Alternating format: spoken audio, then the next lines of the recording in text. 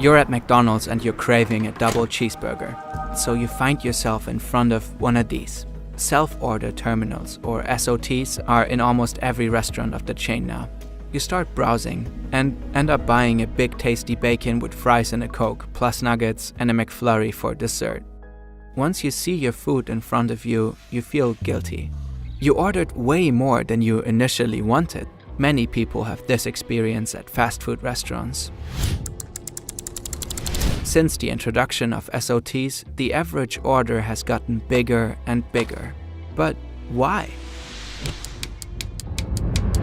Today, we're going to talk about one of the most used user interfaces in the world and its countless tricks to take as much money as possible from you.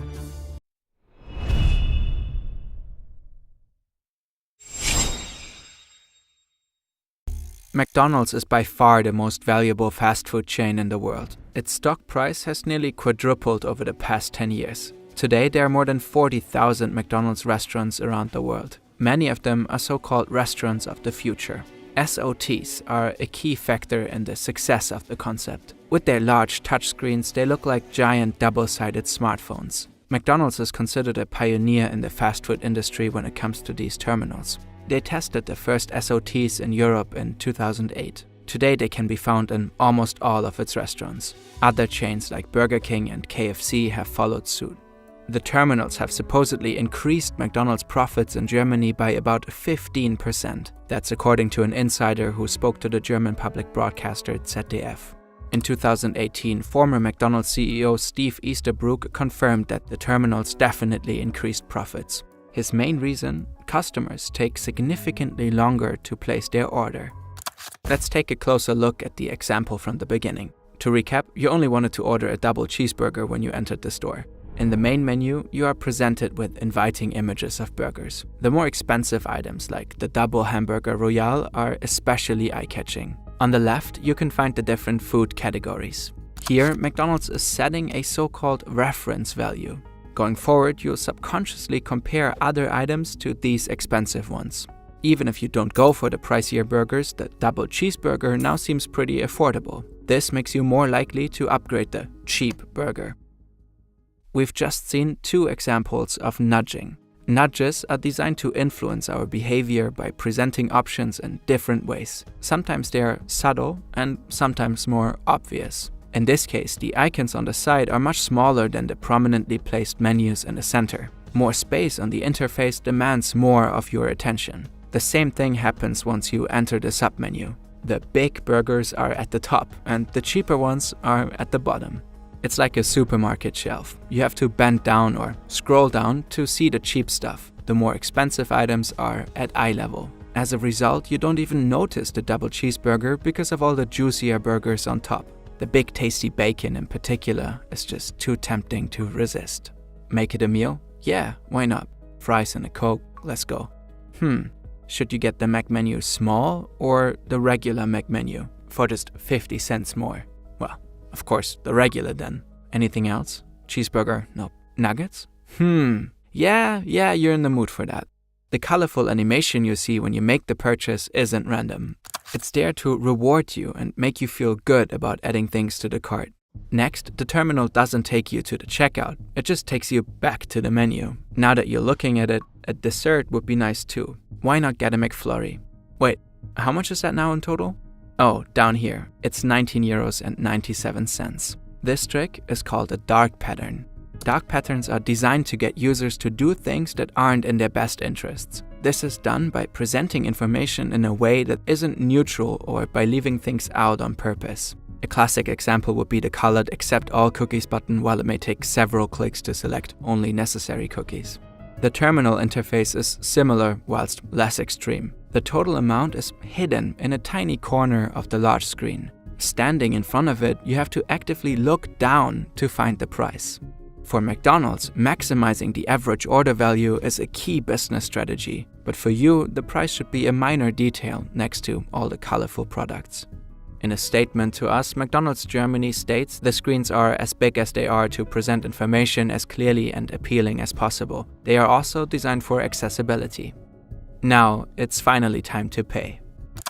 And here, another nudge. This time, the nudge is meant to motivate you to pay by card. You only see a smaller button for the option to pay in cash at the register. There are a few reasons for this. When you pay by card, you're more likely to make impulse purchases and spend more money overall. Plus, the two-sided order terminals let more people order at the same time.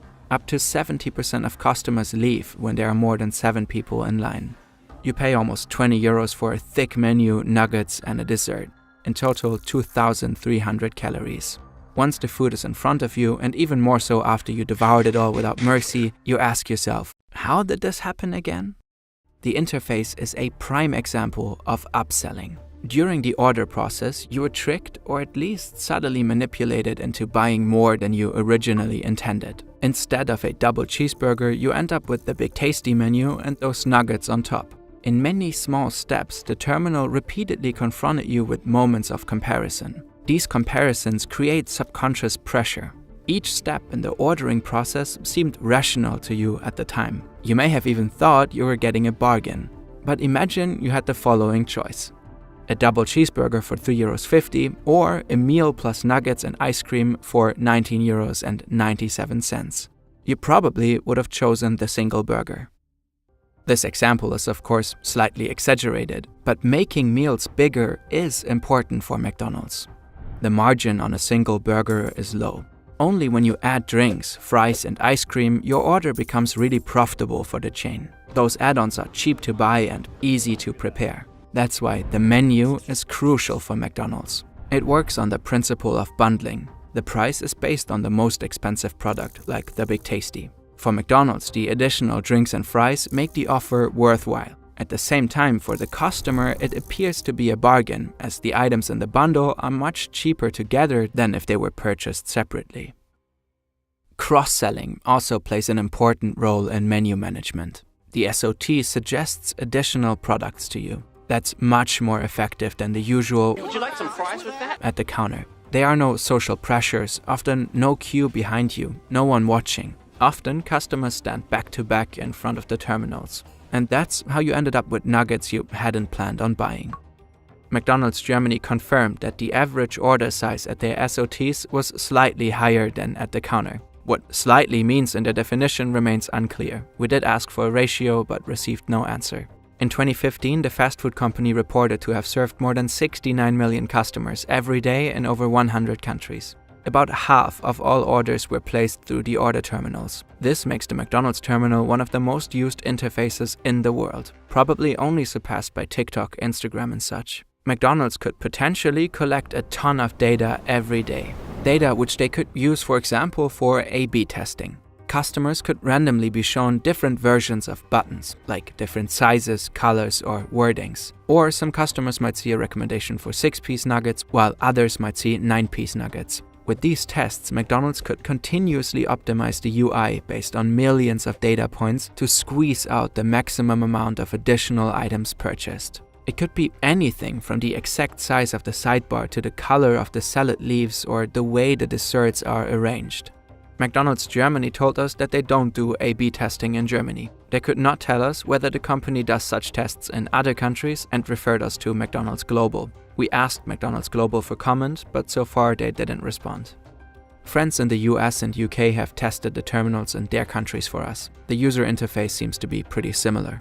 It's probably safe to assume that the techniques discussed in this video come into play in McDonald's restaurants in one way or another all over the world.